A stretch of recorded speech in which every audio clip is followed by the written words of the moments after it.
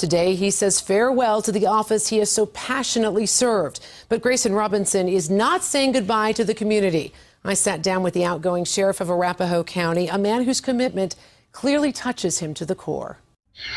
42 plus years has been a wonderful adventure. I've got some more adventure in me. Arapahoe County Sheriff Grayson Robinson is about as type A as it gets, a critical thinker and meticulous planner. So retirement is uncharted territory. I have given myself permission to take about 2 months of time to reflect on life. Reflections he shared with me during his final week on the job. On a regular basis, I would start a presentation to a group of people with the words, "I'm Grayson Robinson, and I am honored and blessed to serve as your sheriff."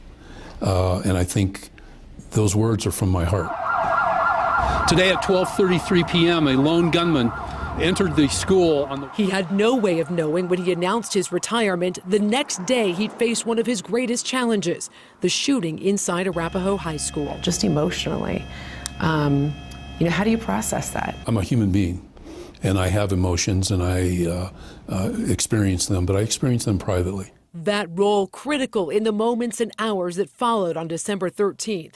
With poise, determination, and compassion, Robinson did what he has done so many times before, reassured terrified parents while keeping the public informed. The biggest sadness that I've had in more than 42 years is the responsibility to be involved on a consistent basis with the victimization of the innocent. That for me is the biggest sadness personally and professionally, and will never leave me for the remainder of my days. 2 cases in particular symbolizing the hundreds and hundreds of innocent victims who have impacted Robinson deeply. Andrew Graham was senselessly murdered. 23-year-old Andrew Graham was found shot to death in the front yard of a Centennial home in November of 2009.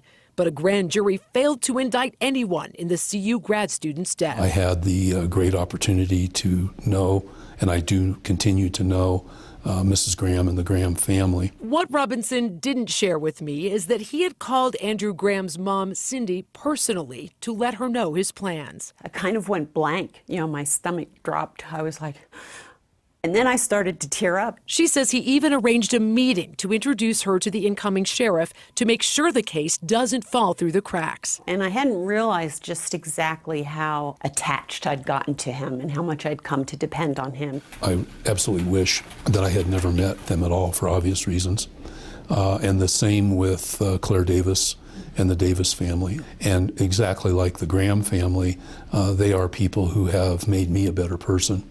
And I prayed and I wished that I had never met them.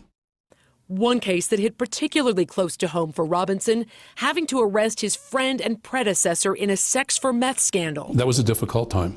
We did what was right, and we will always do what is right. Doing what's right for Robinson means being true to himself, even when he's wading in politically charged waters. I am a Republican, but I've been told by the Republican Party I'm not a very good one. Well, and that's where I was going. And I take that as a very significant source of pride. Robinson made waves when he refused to fall in line with other Republican sheriffs who pledged not to enforce Colorado's new gun laws. I'm extraordinarily frustrated and disappointed in partisan politics. A source of pride, the exceptional staff he calls his family at the Arapahoe County Sheriff's Office. It's that sense of purpose and service Robinson can't live without, but he tells me he won't run for office again. I can tell you without any hesitation it will not be elected office. My voice will be heard.